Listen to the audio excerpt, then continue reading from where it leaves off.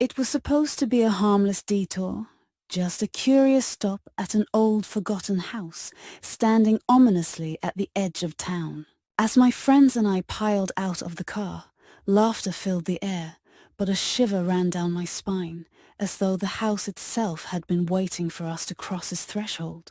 The weathered structure loomed before us, its cracked windows and broken gate giving it an aura of neglect. It felt like a relic from another time, a testament to years of decay.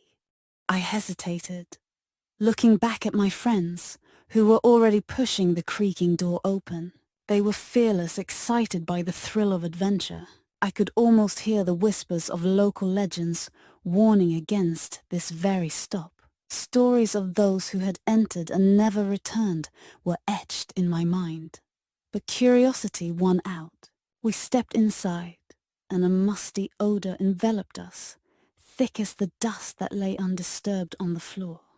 The dim light filtered through the cracked windows, casting shadows that danced across the peeling wallpaper. Faded portraits lined the walls, their eyes seeming to follow us as we moved deeper into the house. I tried to shake off the unease creeping in, reminding myself that we were just friends exploring an old house, seeking thrills and maybe a good story. Yet, the atmosphere was oppressive, the silence too heavy, broken only by the creaks of the floorboards beneath our feet. As we ventured further, I noticed something strange. Objects began to shift ever so slightly in our peripheral vision. A chair that had been still moments before now seemed to have moved an inch. I glanced at my friends who were laughing and joking, oblivious to my growing discomfort. I felt a prickle at the back of my neck, an instinct that something was watching us.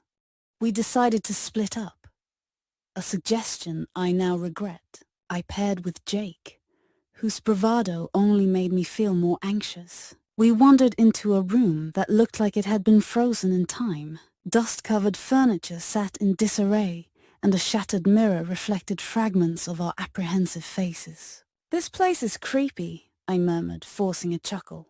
Jake shrugged it off, nudging me toward a door at the far end of the room. As we approached, the door swung open with a groan that echoed through the house. Inside was a narrow staircase, leading down into darkness. "Let's check it out," Jake insisted. But my heart raced in protest. Every instinct screamed to turn back, but the thrill of exploration was intoxicating. We stepped down the stairs, each step creaking under our weight, and the air grew colder, as if we were descending into the very depths of the earth. The basement was dimly lit, with only a single flickering bulb swinging from the ceiling. Shadows lurked in every corner, and the air felt thick with dread. I could hear my heart pounding in my ears, a relentless drumbeat echoing the fear that clawed at my insides. Jake's flashlight beam danced across the walls, revealing old rusted tools and remnants of a life once lived. My breath quickened as I realized we were far from alone. It started with whispers, barely audible, but they grew louder as the seconds ticked by. "Did you hear that?" I asked, my voice trembling. Jake dismissed my concerns, laughing nervously, but I could see his bravado faltering. The whispers twisted and turned, coiling around us like a snake ready to strike. My skin prickled as I felt the cold air shift, a presence looming just beyond our vision. We decided to head back upstairs, the oppressive weight of the basement pressing down on us. As we turned, I saw something move in the darkness, a flash of movement that sent my heart racing. "Did you see that?" I whispered urgently to Jake, but he shook his head, his laughter now tinged with uncertainty. I couldn't shake the feeling that we were being watched, our every move scrutinized by unseen eyes. We rejoined the others, who were gathered in a living room, excitement dancing in their eyes. They recounted tales of strange occurrences, recounting how they had felt a chill and heard distant laughter. My stomach churned as I shared our experience in the basement, but they only laughed it off, attributing it to the house's eerie atmosphere. I wanted to convince them to leave, but the thrill of the unknown held them captive. As the night deepened, the temperature in the house plummeted. I pulled my jacket tighter around me, trying to ward off the chill that seemed to seep into my bones. The laughter faded, replaced by an unsettling silence that hung heavy in the air. I felt a shift, a presence looming in the shadows, as if the house itself were waking up to our intrusion. Suddenly, one of my friends, Sarah, screamed. We rushed to her side, where she stood pale and trembling, pointing toward a shadowy corner of the room. "I saw something," she gasped. But when we turned, nothing was there. The others tried to reassure her, but my heart raced at the thought of what we might have disturbed. The energy in the room shifted, the air growing thicker, more oppressive. I wanted to leave, to flee from this house that had begun to feel like a living entity. But my friends were drawn deeper into the thrill of exploration. I found myself at the window, peering out into the darkened landscape, desperate for a glimpse of safety. But the world outside was just as unsettling, shadows looming in the darkness. I turned back to my friends, hoping to convince them to go, but their laughter echoed hollowly in my ears. As we moved to the kitchen, I felt the air grow heavier, as though something were pressing down on us. I caught glimpses of movement in the corners of my eyes, shadows flitting just beyond our vision. Every creak of the floorboards sent shivers down my spine, and I could feel my heart racing.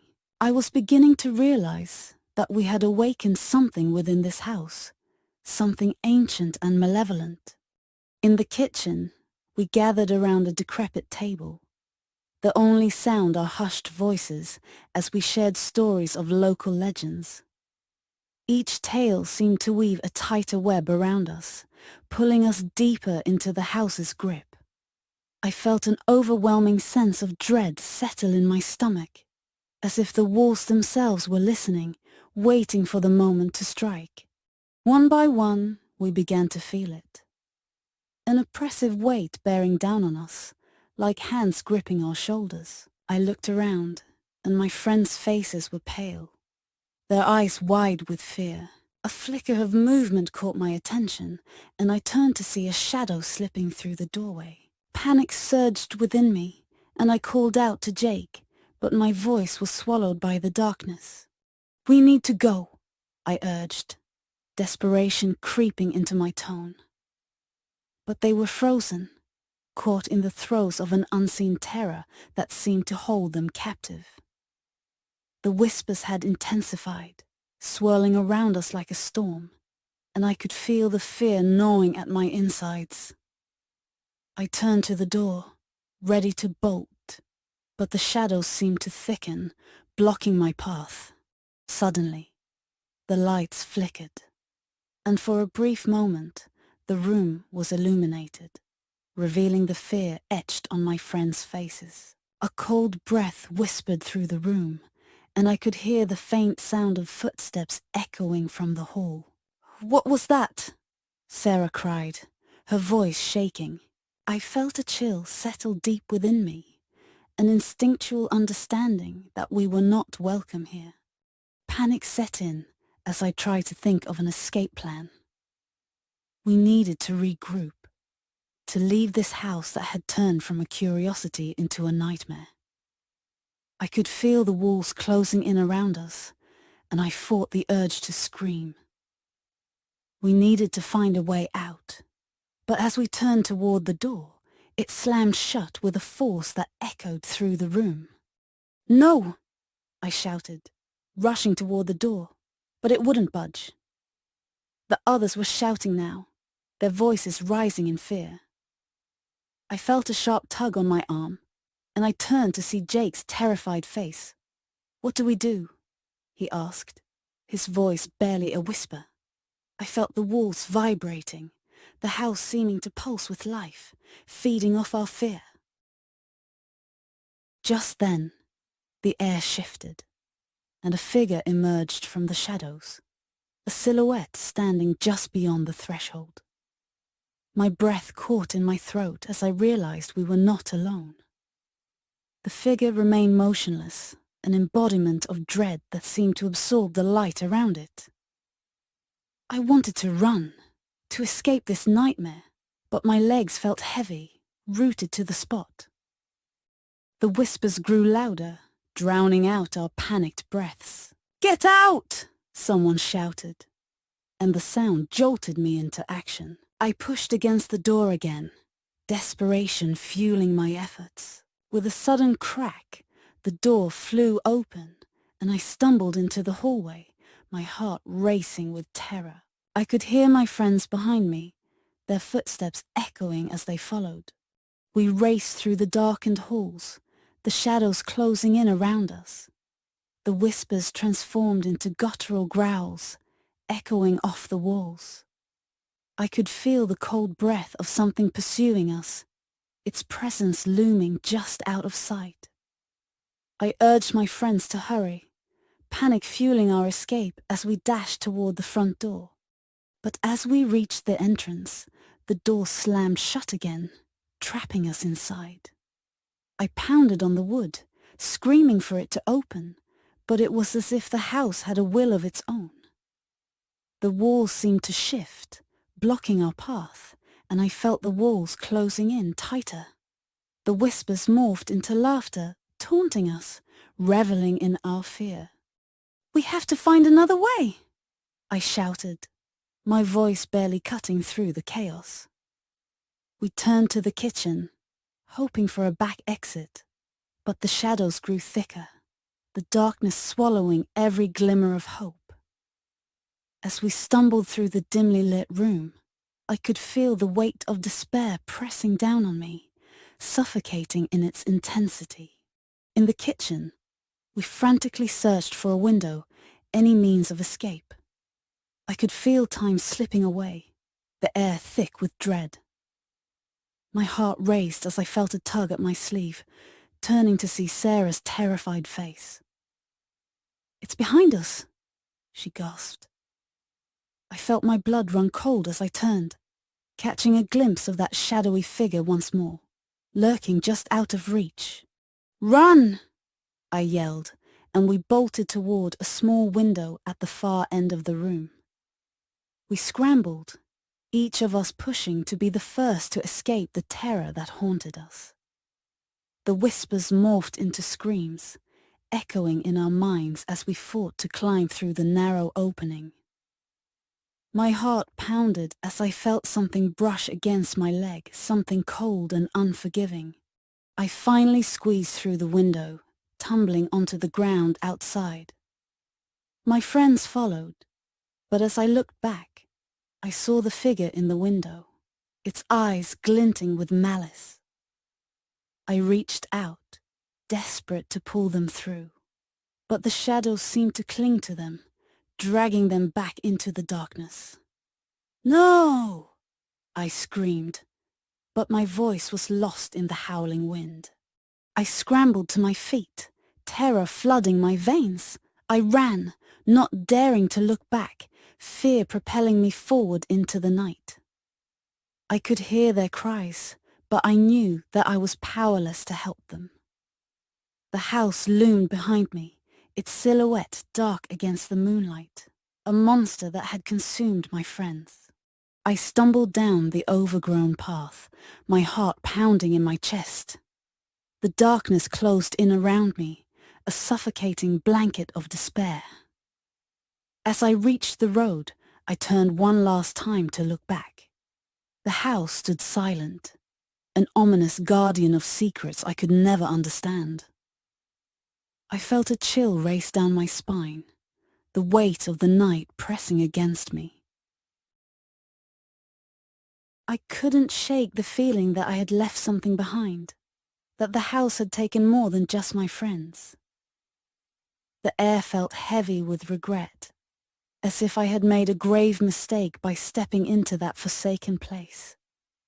My heart ached for them, for the laughter that had filled the air just hours ago, now replaced by a haunting silence. As I stumbled into town, I could feel the ice of the locals upon me. They knew. They had always known.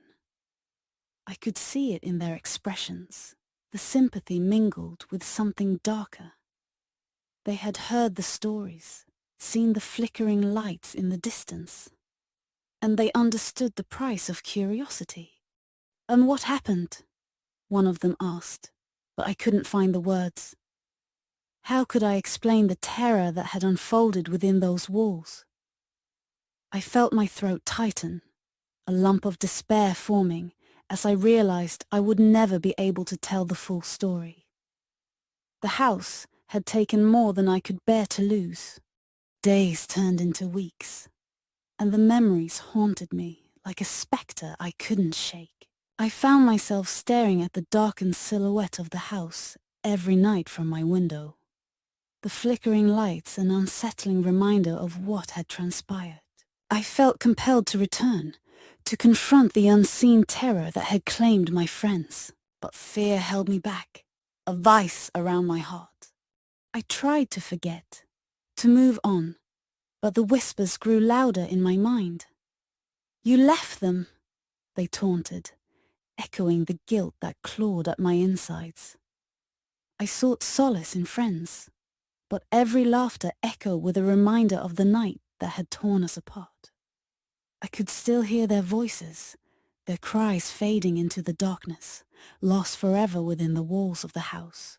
One night, consumed by grief and guilt, I gathered the courage to return. The town was silent as I drove to the edge of town, the old house looming ahead like a shadow from my nightmares.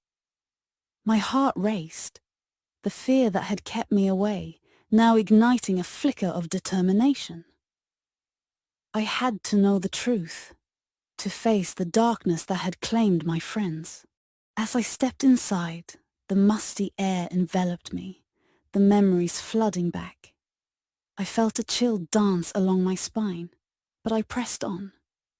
The house seemed to breathe around me, the walls whispering secrets that only it could understand. I had come to confront my fears, but I felt a sense of dread that I was not alone.